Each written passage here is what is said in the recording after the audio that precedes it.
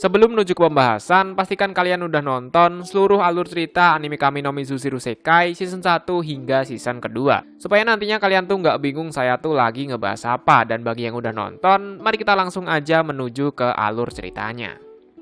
Pada zaman dahulu kala, ketiga dunia meliputi surga, bumi, dan neraka berjalan dengan damai tanpa adanya sebuah peperangan. Ketiga dunia ini saling terhubung dengan sebuah jiwa. Jiwa yang hidup akan tinggal di bumi, di mana jiwa yang dimaksud ini adalah seorang manusia. Setelah mati, jiwa tersebut akan dibawa ke neraka untuk disucikan, dan setelah suci, jiwa itu akan dibawa ke surga, yang kemudian akan diberikan ke bumi lagi, atau dengan kata lain adalah bereinkarnasi. Jadi intinya ketiga dunia ini saling terhubung dengan sebuah jiwa lah.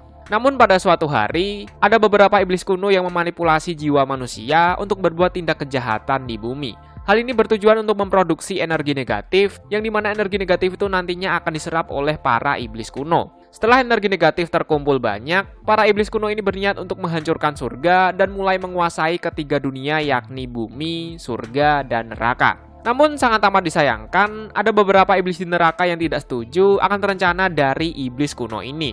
Tentu karena adanya perselisihan, terjadilah perang saudara antara iblis kuno dengan iblis modern. Hingga pada akhirnya para dewi mengetahui akan rencana busuk dari para iblis kuno, sehingga mau tidak mau keenam dewi meliputi Dewi Diana, Apollo, Mars, Minerva, Vulcanus, dan Merkurius harus segera turun tangan untuk menghadapi para iblis kuno ini. Tak disangka, para iblis kuno ini ternyata memiliki kekuatan yang sangat besar, sehingga membuat para dewi ini kewalahan ketika melawan para iblis kuno. Karena tidak ada cara lain, keenam dewi ini memutuskan untuk mengorbankan nyawa mereka supaya dapat menyegel seluruh iblis kuno yang berada di neraka. Secara singkat cerita, para dewi bersaudara pun akhirnya berhasil menyegel seluruh iblis kuno yang berasal dari neraka. Namun sangat amat disayangkan, seiring berjalannya waktu, membuat segel yang telah dibuat oleh ras iblis ini pun perlahan-lahan mulai melemah.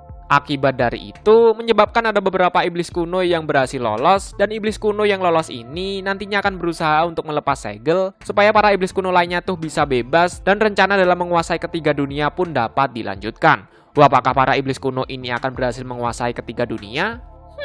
Simak aja terus, tapi ya seperti biasa, setelah pesan berikut ini. Buat yang lagi nyari situs nonton anime di mana, silahkan cek di deskripsi video ya. Setelah liburan musim panas selesai, Keima dan Elsie pun segera pergi menuju ke sekolahan. Ketika keluar rumah, Keima ini bertemu dengan Tenri, atau lebih tepatnya wanita ini adalah Diana. Ketika perjalanan menuju ke sekolahan dan daripada gabut nggak tahu mau ngapain, di sini Diana bilang bahwa dirinya merupakan seorang dewa, atau lebih tepatnya adalah seorang dewi. Mendengarkan hal itu, tentu Keima tidaklah kaget. Karena ya bagaimanapun Hakuwa dan Elsie itu merupakan seorang iblis. Kalau ada iblis, ya secara otomatis ada dewa, dewi, dan sebangsanya. Terlebih lagi di atas kepala milik Diana ini terdapat sebuah ring atau lingkaran, jadinya yang menandakan bahwa dirinya tuh merupakan seorang dewi. Diana juga bilang bahwa ketika sebuah kakek tama merasuki tubuh manusia dan kakek tama itu berhasil dikeluarkan, maka ingatan dari manusia itu akan hilang, bukan? Namun konsep itu berbeda dengan ras dewi.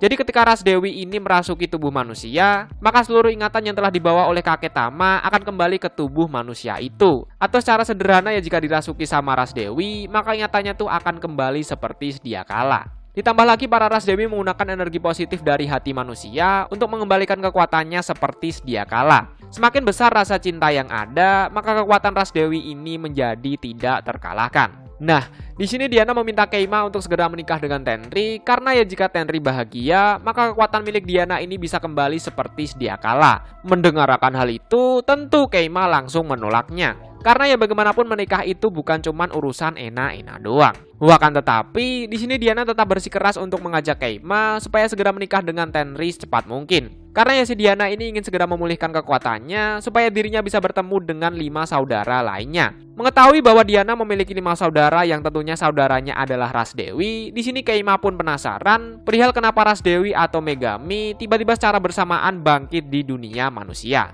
Namun sayang, Diana sendiri juga tidak tahu alasan kenapa dirinya bisa muncul atau bangkit di dunia manusia. Setelah berpikir secara keras, Diana berspekulasi bahwa alasan kenapa dirinya beserta 5 saudaranya bangkit di dunia manusia, mungkin sebuah segel untuk mengurung ras iblis kuno itu telah bocor atau jebol. Namun dikarenakan semua itu tidak ada hubungannya dengan Keima, di sini Keima pun memutuskan untuk tidak membantu Diana beserta ras Megami atau ras dewi lainnya. Sementara itu, ternyata Dewi yang merasuki tubuh milik Kanon telah bangkit, dan karena telah bangkit, di sini secara perlahan-lahan Kanon pun mulai mengingat segala sesuatu hal yang berkaitan dengan Keima. Akan tetapi dikarenakan kekuatan Dewi berada pada tubuh milik Kanon, membuat dirinya menjadi incaran oleh grup penangkap kakek Tama. Setiap harinya, setiap malamnya, tak peduli tempatnya di mana, si Kanon ini selalu diteror dan dikejar oleh grup penangkap kakek Tama. Karena sudah tidak kuat lagi, sewaktu ujian sekolah, dengan cepat Kanon pun langsung memeluk si Keima dengan harapan si Keima ini bisa melindungi Kanon dari ancaman para grup penangkap kakek Tama yang ada. Tentu karena Kanon memeluk Keima di tengah-tengah ujian, membuat seluruh murid beserta para guru pun seketika langsung menjadi heboh. Tidak ingin memancing keributan lebih parah lagi, Keima pun langsung membawa Kanon untuk segera pergi dari kelas cepat mungkin. Di sini Keima pun bertanya, apakah Kanon mengingat pertemuannya dengan dirinya, termasuk pas adegan mereka ciuman? Dengan cepat Kanon pun langsung menjawab bahwa dirinya mengingat semua akan hal itu. Wayalah. Singkat cerita, karena mereka saling jujur satu sama lain, membuat Megami atau ras Dewi yang ada di tubuh milik Kanon ini menjadi bangkit, namun jika kekuatannya itu masih belum pulih seperti sedia kala. Karena ketika seorang Dewi benar-benar pulih atau sepenuhnya bangkit, secara otomatis akan muncul sepasang sayap yang terletak pada bagian punggung dari tubuh Dewi itu. Megami atau ras Dewi yang ada di tubuh milik Kanon ini yakni bernama Apollo atau Dewi Apollo. Nah, karena Dewi Apollo tidak ingin melibatkan Keima berada dalam bahaya, dengan cepat Dewi Apollo ini langsung lari agar bisa bersembunyi dari grup penangkap kakek Tama yang sedang mengejarnya. Namun sangat amat disayangkan, pada saat melarikan diri, si Dewi Apollo ini berhasil tertangkap dan dirinya juga ditusuk oleh sebuah pedang terkutuk yang berasal dari neraka. Lah, kenapa grup penangkap kakek Tama malah melukai tubuh manusia? Bukannya tugas mereka cuma menangkap kakek Tama aja? Ternyata di dalam neraka saat ini terdapat kelompok impostor yang dimana para impostor ini menyuruh para grup penangkap kakek Tama untuk menangkap kakek Tama bagaimanapun caranya. Lebih parahnya lagi, iblis yang menangkap sekaligus menusuk Dewi Apollo ini merupakan anggota Vintage, atau secara sederhana, anggota Vintage ini merupakan antek-antek dari iblis kuno. Alasan kenapa para iblis kuno ingin memusnahkan para ras Dewi, yakni agar segel yang telah dibuat oleh ras Dewi itu benar-benar menghilang, ya intinya supaya bisa melepas atau menghancurkan segel dari iblis kuno lah. Sebelum Dewi Apollo kehabisan tenaga, dirinya menggunakan sisa kekuatannya untuk mengirim pesan di langit, agar para saudaranya atau 5 Dewi lainnya berhati-hati terhadap orang-orang yang ada di sekitarnya, terutama seseorang yang berasal dari neraka. Isi dari pesan itu yakni, neraka telah mengkhianati kita, jangan percaya siapapun. Sebelum anggota Vintage ini benar-benar membunuh Dewi Apollo, secara tiba-tiba, Nikaido atau wali kelasnya Keima pun datang, sehingga anggota dari Vintage ini tidaklah jadi membunuh si Dewi Apollo. Loh, kenapa anggota Vintage ini malah ketakutan ketika bertemu dengan Nikaido? Emangnya Nikaido ini tuh siapa? Akan saya bahas di konten terpisah aja ya, takutnya ntar malah kepanjangan. Tepat setelah Nikaido berhasil memukul mundur anggota Vintage, beberapa saat kemudian Keima pun datang dan langsung membawa Kanon untuk pulang ke rumahnya untuk segera diobati. Dikarenakan pedang terkutuk ini berasal dari neraka, di sini Hakuwa berjuang dengan sekuat tenaga untuk mencabut pedang terkutuk yang berada pada tubuh milik Kanon ini. Namun sangat amat disayangkan, usaha yang dilakukan oleh Hakuwa gagal, dan karena gagal, membuat hidup dari Kanon dan juga Dewi Apollo pun berada dalam bahaya. Hakuwa bilang bahwa jika pedang terkutuk tidak segera dicabut, maka tubuh dari Kanon ini hanya akan bertahan hingga 7 hari aja. Jika udah kelewat 7 hari, maka Kanon beserta Dewi Apollo pun akan benar-benar meninggal dunia. Meskipun Diana merupakan seorang dewi, namun dirinya kesulitan untuk mencabut pedang terkutuk ini. Karena ya bagaimanapun kekuatan Diana ini masih belum pulih seperti sedia kala.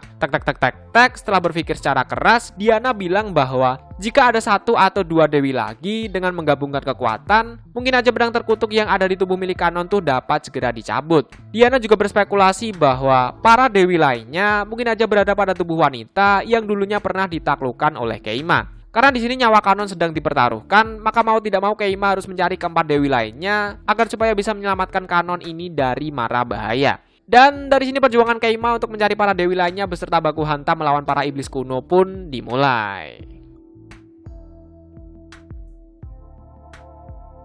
Langkah pertama yang diambil oleh Keima yakni menyuruh Elsie untuk latihan menjadi seorang idol. Karena ya bagaimanapun Kanon ini merupakan seorang idol yang sangat terkenal, dan jika seorang idol terkenal tiba-tiba menghilang entah pergi kemana, tentunya akan menimbulkan sebuah keributan yang sangat amat besar. Untuk menghindari akan hal itu, makanya Keima menyuruh Elsie untuk latihan menjadi idol supaya bisa menggantikan Kanon yang sedang AFK di kamar milik Keima. Secara singkat cerita, dibantu oleh Hakuwa, akhirnya Keima pun berhasil menemukan ras Dewi dalam tubuh wanita yang dulunya pernah ia taklukkan. Beberapa di antaranya ada Tenri sebagai Dewi Diana, Kanon sebagai Dewi Apollo, Yui sebagai Dewi Mars, Shiori sebagai Dewi Minerva, Sukiyo sebagai Dewi Vulcanus, dan untuk Dewi yang terakhir hingga saat ini Keima masih belum menemukannya. Dari usaha yang dilakukan, Keima menemukan kelima Dewi ini dalam waktu kurang dari 6 hari. Karena para Dewi telah ditemukan meski kurang satu, di sini Keima memanggil Tenri atau selaku Dewi Diana dan juga Sukiyo atau selaku Dewi Vulcanus, bertujuan untuk mencabut pedang terkutuk yang berada pada tubuh milik Kanon. Alasan kenapa Keima tidak memanggil semua Dewi yang telah ia temukan dikarenakan akan sangat berbahaya jika mengumpulkan ras Dewi dalam satu tempat yang sama.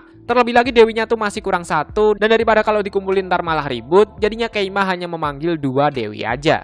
Dengan menggabungkan kekuatan antara Dewi Diana dan juga Vulcanus, pedang terkutuk yang ada di tubuh milik Kanon pun berhasil dicabut, sehingga membuat kutukan beserta racunnya tuh menjadi hilang, namun sangat amat disayangkan. Meskipun pedang terkutuk berhasil dicabut, tubuh dari Kanon ini langsung berubah menjadi transparan, atau lebih tepatnya berubah menjadi air. Ketika tubuh dari Kanon tertusuk oleh pedang terkutuk, Dewi Apollo langsung mengubah tubuhnya menjadi air supaya tubuh dari Kanon ini tuh nggak kenapa-napa jika ditangkap sama ras iblis kuno. Ya semacam memberikan sebuah perlindungan lah. Melihat tubuh Kanon yang berubah menjadi air tentu membuat Keima sangatlah panik. Namun dengan cepat Diana bilang bahwa nyawa milik Kanon ini tetaplah aman. Nah, salah satu cara agar dapat membuat tubuh Kanon kembali seperti sedia kala, yakni dengan bantuan kekuatan Dewi yang bernama Mercury, yang hingga saat ini Dewinya itu tuh entah sedang berada di mana. Di sini Keima berspekulasi bahwa Dewi Mercury berada di antara tubuh milik Chihiro dan juga Ayumi. Mengingat mereka berdua ini marah ketika mendengar kabar bahwa Keima dan Kanon merupakan sepasang kekasih. Ya intinya mereka berdua ini cemburu lah. Dan karena mereka cemburu, maka mungkin aja Dewinya tuh ada di tubuh milik Chihiro atau si Ayumi ini.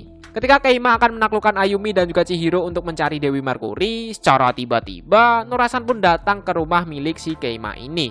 Tujuan Nurasan datang ke rumah Keima yakni untuk memberitahu Elsie bahwa terdapat pengumuman resmi dari neraka, yakni grup penangkap Kaketama ditugaskan untuk menangkap para dewi yang berada di dunia manusia atau berada di bumi. Tentu mendengarkan hal itu membuat Hakuwa ini sangatlah kaget. Karena ya meskipun Hakuwa merupakan kepala atau pemimpin bagian dari grup penangkap Kaketama, akan tetapi dirinya tidak diberitahu akan semua itu. Dan yang lebih parahnya lagi, Nurasan langsung mengetahui bahwa di dalam tubuh Tenri, Sukiyo, dan Kanon terdapat seorang dewi. Tentu jika Nurasan melaporkan hal ini ke kantor pusat, dirinya akan mendapatkan penghargaan karena telah menemukan ras dewi untuk yang pertama kalinya. Untuk mencegah akan hal itu, dengan cepat Keima langsung mengajukan penawaran kepada si Nurasan ini.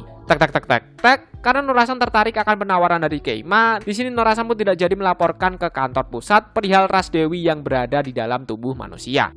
Dan dari sini perjuangan Keima untuk mencari dewi yang bernama Mercury pun dimulai.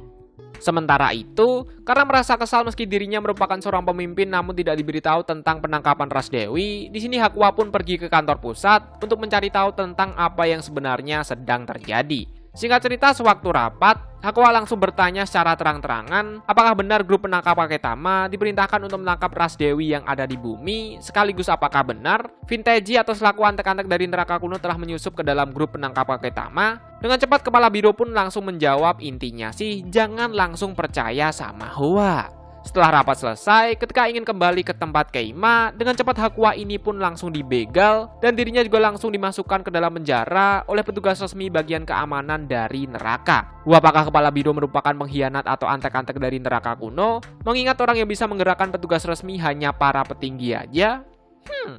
Di sisi lain karena Hakuwa ditunggu lama banget dan juga dikarenakan gabut, di sini Keima pun memutuskan untuk menaklukkan Ayumi dan juga Chihiro supaya si Keima ini bisa cepat menemukan satu dewi yang tersisa. Namun sangat amat disayangkan, dikarenakan Keima terus menaklukkan wanita tanpa istirahat, membuat tubuh dari Keima ini mengalami demam atau gampangnya ya Keima ini sedang masuk angin. Untungnya, badi milik Nurasan yang bernama Ryo diperintahkan untuk selalu membantu si Keima ini dalam keadaan apapun. Karena tidak ingin membuang waktu meskipun sedang sakit, di sini Keima memanfaatkan hal ini untuk memicu sebuah event yakni menjenguk ketika sedang sakit.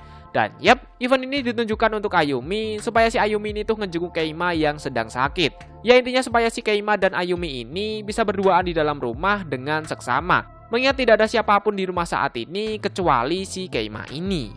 Anjas. Sebelum menelpon Ayumi, Ryo atau selaku badi milik Norasan datang ke rumah Keima bertujuan untuk membantu dan mencari tahu tentang segala sesuatu hal yang berkaitan dengan Keima. Dan perlu diingat bahwa Ryo ini berada di pihaknya Keima loh ya. Dengan cepat Keima pun langsung menelpon Ayumi menggunakan ponsel milik si Elsie. Di sini Keima bilang bahwa untuk sementara waktu Elsie tidak bisa pergi ke sekolahan. Karena si Elsie ini ceritanya sedang menghadiri upacara sembahyang yang dilakukan di rumah kakeknya. Karena Keima berbicara seperti orang kesakitan, ya meskipun Keima ini sakit beneran, di sini Ayumi langsung sadar sekaligus dirinya khawatir akan kondisi dari si Keima ini. Mengingat seluruh anggota keluarganya itu sedang sembahyang di rumah kakeknya. Otomatis si Keima saat ini tuh sedang sendirian di rumahnya tanpa ada yang merawatnya maksudnya. Dan benar aja, sepulang sekolah si Ayumi ini benar-benar menjenguk si Keima. Namun sesampai di depan rumah, Ayumi ini langsung mengurungkan niatnya untuk menjenguk si Keima ini. Karena ya si Ayumi ini tuh malu sama Keima, terlebih lagi di rumah Keima tuh nggak ada siapa-siapa kecuali si Keimanya sendiri. Ntar kalau dia apa-apain tuh bagaimana? Namun berkat bantuan dari si Ryo, akhirnya Ayumi pun memberanikan diri untuk masuk ke dalam rumah milik si Keima ini. Secara singkat cerita, di sini Ayumi pun merawat Keima dengan baik, bahkan bisa dibilang mereka ini sudah seperti sepasang kekasih. Namun secara tiba-tiba, tiada angin tiada hujan, Chihiro ini malah mampir ke rumah Keima meski udah tahu kalau di rumah Keima tuh nggak ada Elsie. Atau dengan kata lain, tujuan utama dari Chihiro ini ya untuk ketemu sama si Keima ini. Wayalah. Mengetahui bahwa Chihiro yang sudah masuk ke dalam rumah milik Keima, dengan cepat Keima ini langsung melempar Ayumi ke ranjang sekaligus mempersiapkan posisi seperti mau enak-enak. Ternyata, alasan kenapa Keima melempar Ayumi ke ranjang yakni bertujuan untuk menyembunyikan Ayumi di dalam selimut agar si Ayumi ini tidak ketahuan sama si Chihiro ini. Namun dikarenakan Keima mendapatkan julukan sebagai dewa penakluk wanita, entah gimana ceritanya, Keima ini malah berhasil melakukan double date dengan mereka berdua ini. Bahkan ceritanya karena saking bucinnya, di sini Chihiro memainkan sebuah lagu buatannya kepada si Keima ini, lagu perdana buat si Keima.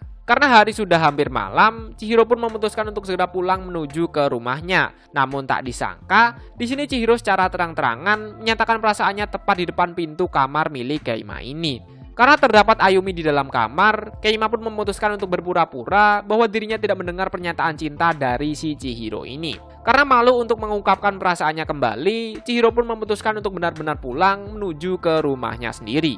Namun di sini ternyata Ayumi dengan jelas mendengar pernyataan cinta dari Chihiro untuk si Keima ini. Mendengar akan hal itu, Ayumi pun langsung keluar kamar bertujuan untuk menghirup udara segar sambil menikmati suasana senja. Anjas, anak indie. Karena Chihiro dan Ayumi merupakan teman atau sahabat yang sangat dekat, di sini Ayumi pun langsung menelpon Chihiro. Inti dari perbincangan mereka sih yakni Ayumi mendengar semuanya dan akan mendukung hubungan antara Chihiro dengan si Keima ini. Dengan wajah tersenyum, Ayumi pun langsung berpamitan kepada Keima untuk segera pulang menuju ke rumahnya. Karena ya harinya itu kebetulan udah menjadi malam. Ketika pulang, di sini Ayumi pun merasa sangatlah bimbang. Karena ya bagaimanapun Ayumi ini juga cinta sama Keima, namun di sisi lain, sahabat terbaiknya atau si Chihiro juga memiliki perasaan kepada Keima, bahkan ceritanya udah sampai ke tahap menyatakan perasaan cintanya. Melihat Ayumi yang tersenyum ketika berpamitan tadi, tentu membuat Keima ini semakin kebingungan. Karena ya bagaimanapun sisa dewinya tuh tinggal satu, lalu kenapa Chihiro dan Ayumi ini bisa suka sama si Keima? Wah, apakah sebenarnya dewinya tuh masih sisa dua? Ya enggak lah Fergianti. Hari pun menjadi malam. Secara diam-diam, di sini Tenri pun menemui Keima tepat di tengah-tengah malam. Ternyata, Tenri meminta Keima untuk mempertemukan dirinya dengan saudara Dewi lainnya. Diana khawatir jika saudara lainnya tuh kenapa-napa. Mengingat Kanon atau Dewi Apollo telah berhasil dilumpuhkan oleh antek-antek yang berasal dari iblis kuno. Tujuan lain dari Tenri untuk bertemu dengan saudaranya yakni mungkin aja dengan menggabungkan kekuatan, para ras Dewi ini bisa mengembalikan tubuh Kanon yang saat ini menjadi air kembali seperti sedia kala. Singkat cerita, berkat bantuan Elsie, para dewi yang telah berhasil ditemukan pun berkumpul pada rumah milik Keima ini. Di sini terjadi perdebatan dalam rangka untuk menentukan siapa wanita yang cocok untuk menjadi istri untuk si Keima ini. Karena perdebatan tidak membuahkan sebuah hasil, para dewi pun memutuskan untuk menunda perihal menentukan istri terbaik untuk si Keima ini. Setelah damai, dengan cepat para dewi pun menuju ke tempat Kanon atau di mana Dewi Apollo berada. Dengan menggabungkan seluruh kekuatan, para dewi ini mencoba untuk memanggil Dewi Apollo supaya si Dewi Apollo ini mengubah tubuh Kanon menjadi normal seperti sedia kala. Akan tetapi tidak semudah itu Fergianti. Ketika para dewi mencoba untuk memanggil Dewi Apollo, justru tubuh Kanon ini malah terlihat seperti kesakitan. Dan karena merasa khawatir, dengan cepat Keima pun langsung menyentuh kepala milik Kanon ini. Namun tak disangka, ketika Keima menyentuh kepala milik Kanon, tangan dan tubuh milik Keima ini malah ikutan berubah menjadi air. Setelah berubah menjadi air, Keima dibawa masuk ke alam gaib bersama si Dewi Apollo ini. Dan ternyata Dewi Apollo yang saat ini berada di dimensi lain sedang mengubah aliran kutukan atau energi negatif dari para kakek Tama, atau lebih tepatnya adalah energi negatif yang berasal dari para iblis kuno.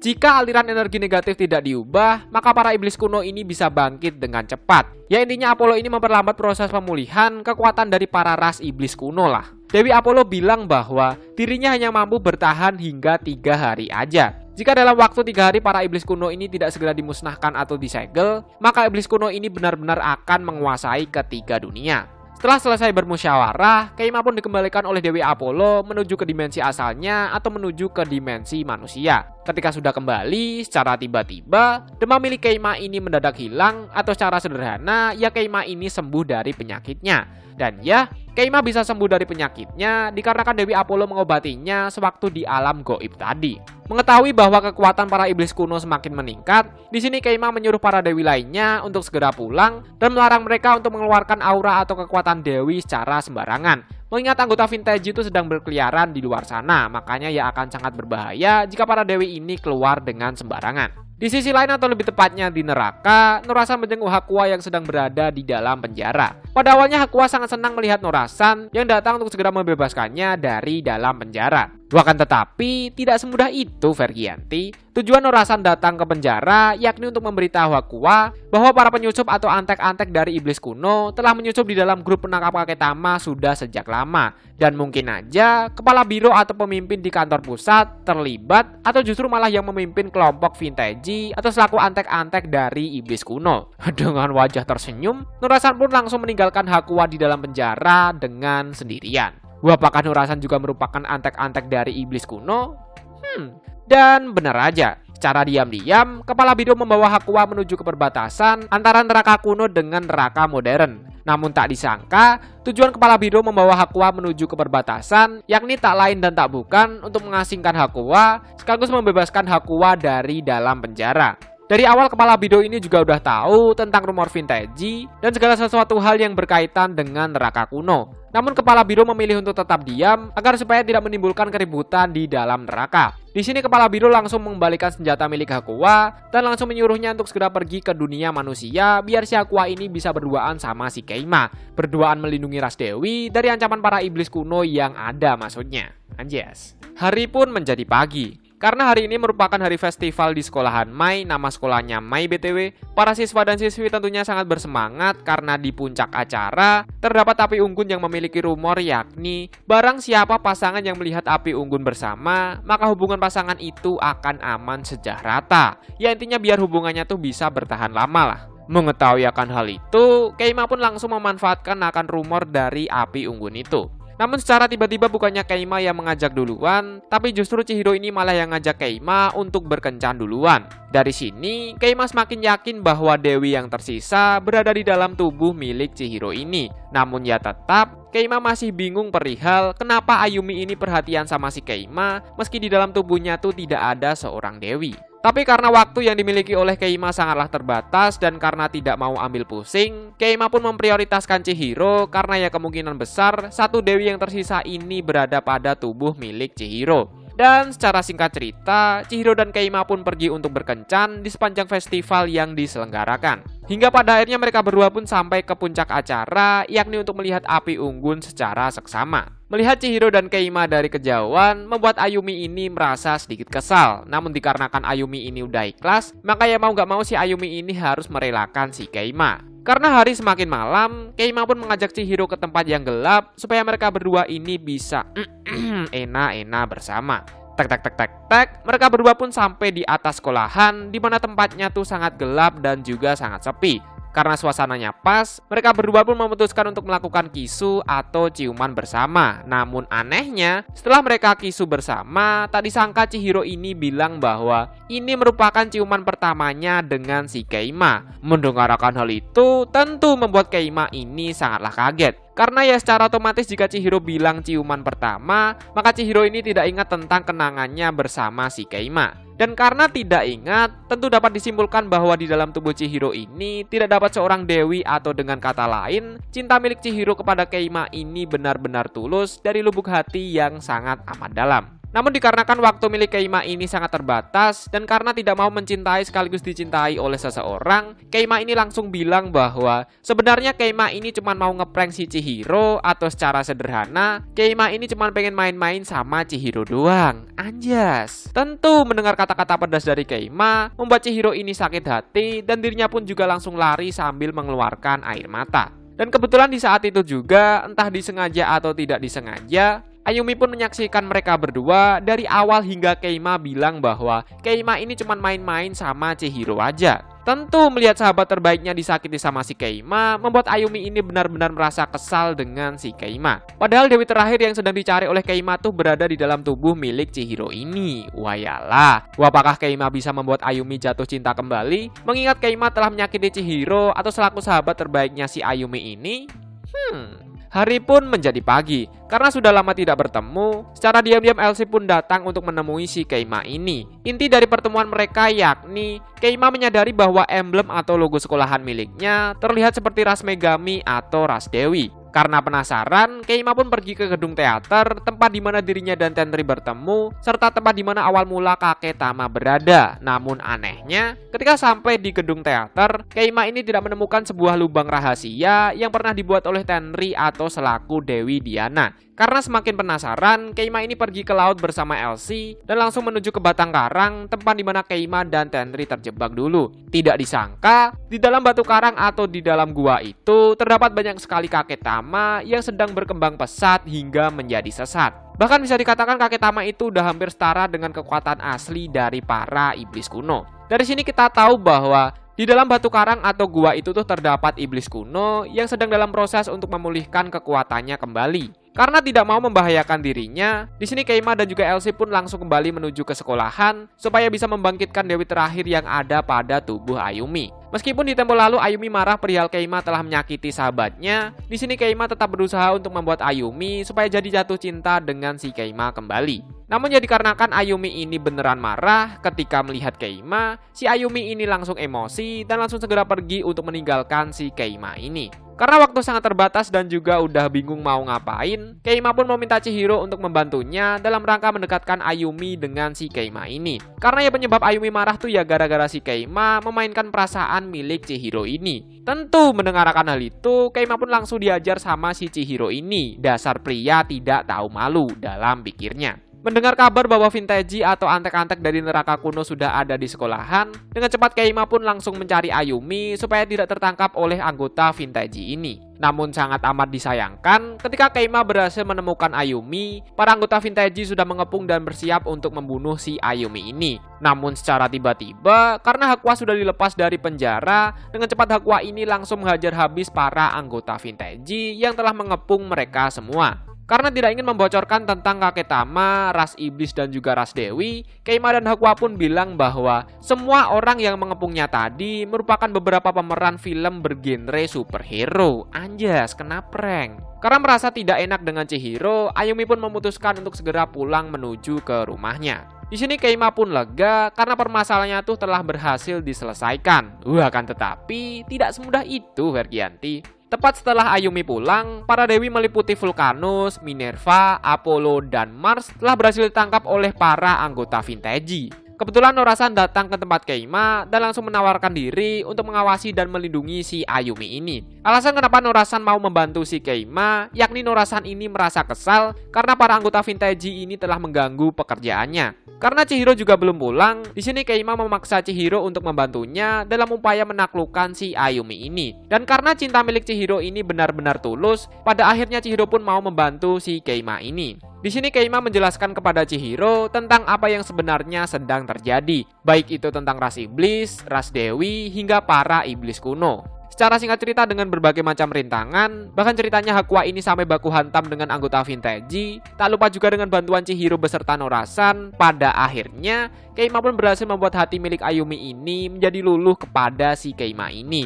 Namun sangat amat disayangkan, ketika Dewi pada tubuh Ayumi ini bangkit, Dewi yang bernama Mercurius ini malah pingsan, dan yang lebih parahnya lagi, para anggota dari Vintage itu telah mengepung mereka semua. Secara tiba-tiba Tenri atau selaku Dewi Diana pun datang dan langsung membawa Dewi Mercurius ke tempat saudaranya ditangkap. Sesampai di sana, Dewi Mercurius dan juga Diana pun langsung membebaskan saudaranya serta mengembalikan tubuh milik Kanon ini seperti sedia kala.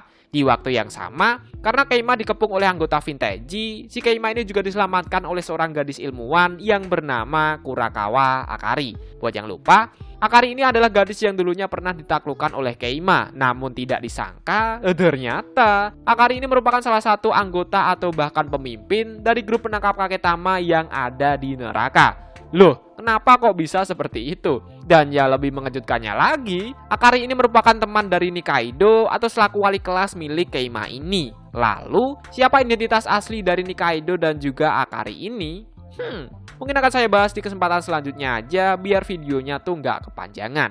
Oke, lanjut. Karena para Dewi sudah berkumpul, dengan menggabungkan kekuatan yang ada, para Dewi pun berhasil membunuh iblis kuno dan berhasil menghancurkan batu karang yang isinya tuh adalah bibit-bibit Kaketama, bibit-bibit iblis kuno. Karena peran Chihiro dan juga Keima sudah tidak lagi dibutuhkan, di sini mereka berdua pun memutuskan untuk segera pulang ke rumah. Karena ya bentar lagi mereka tuh harus pergi ke sekolahan. Sewaktu perjalanan pulang ke rumah, Chihiro bertanya untuk yang terakhir kalinya, mengapa Keima ini mau berkencan dengannya meski tidak ada Dewi di dalam tubuh milik Chihiro ini. Dengan cepat Keima pun langsung menjawab, ini tidak ada hubungannya denganmu. Mendengarkan hal itu, membuat hati dari Chihiro ini benar-benar hancur. Karena ya sama aja Chihiro ini tertolak cintanya untuk yang kedua kalinya dengan orang yang sama. Namun di lain sisi Chihiro ini sangat bahagia karena setelah sekian lama, dirinya bisa merasakan tentang cinta yang sebenarnya. Untuk menebus kesalahannya, Keima berjanji akan melihat konser band milik Chihiro ini yang beranggotakan Elsie, Yui, Ayumi, dan juga Miyako.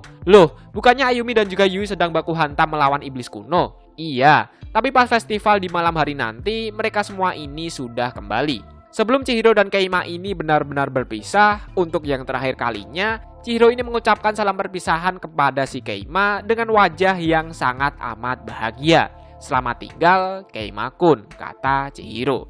Secara singkat cerita, karena ras Dewi telah berhasil meratakan iblis kuno, akhirnya para Dewi ini mengembalikan tubuh manusia yang selama ini telah mereka pinjam. Karena tubuh Kanon sudah kembali seperti semula, pada akhirnya Elsie yang bertugas untuk menjadi Kanon pun juga udah selesai. Karena nanti malam juga ada festival di sekolahan, dengan cepat grup bandnya Elsie pun menyiapkan diri untuk memainkan musik di puncak acara festival nanti. Hari pun menjadi malam. Karena hari ini merupakan hari terakhir acara festival di sekolahan, di sini grup bandnya Chihiro pun tampil di puncak acara festival sekolahan Mai. Sesuai janji, Keima pun melihat konser musik yang akan dimainkan oleh grup bandnya Chihiro. Namun ketika Chihiro ini mulai bernyanyi, justru Keima ini malah langsung pergi menuju ke tempat yang sangat sepi. Lah, kenapa si Keima ini malah pergi? Alasan kenapa Keima ini pergi menuju ke tempat yang sepi, yakni si Keima ini merasa bersalah karena pernah bilang ke Chihiro bahwa dirinya telah mempermainkan perasaan milik Chihiro layaknya seperti bermain sebuah video game. Padahal perasaan Chihiro kepada Keima ini benar-benar sangatlah tulus. Ya intinya Keima ini merasa bersalah lah.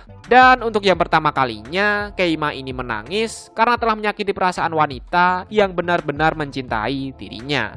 Anjas. Hari pun menjadi pagi. Di sini nasib para anggota Vintage telah ditangkap oleh timnya Akari dan sesuai kesepakatan, Norasan diangkat menjadi pemimpin grup penangkap Kaketama menggantikan posisi dari si Hakuwa ini. Namun untuk si Keima, karena menyesal telah menyakiti perasaannya Chihiro, si Keima ini ya tetaplah si Keima, seorang gamer sejati yang memiliki kontrak untuk menaklukkan wanita yang kerasukan sama Kaketama. Dan dari sini perjalanan Keima untuk menaklukkan wanita yang kerasukan sama Kaketama pun kembali dimulai. Oke, mungkin itu aja pembahasan mengenai seluruh alur cerita anime Kami no Mizushi Rusekai season ketiga. Bagi yang melihat pembahasannya dalam bentuk tulisan, bisa lihat di forum Nafas Kuda, link sudah saya taruh di deskripsi. Dari saya itu aja, sampai bertemu di kesempatan selanjutnya. Stay good and keep calm. Akhir kata, sampai jumpa. Wanjas, capek juga.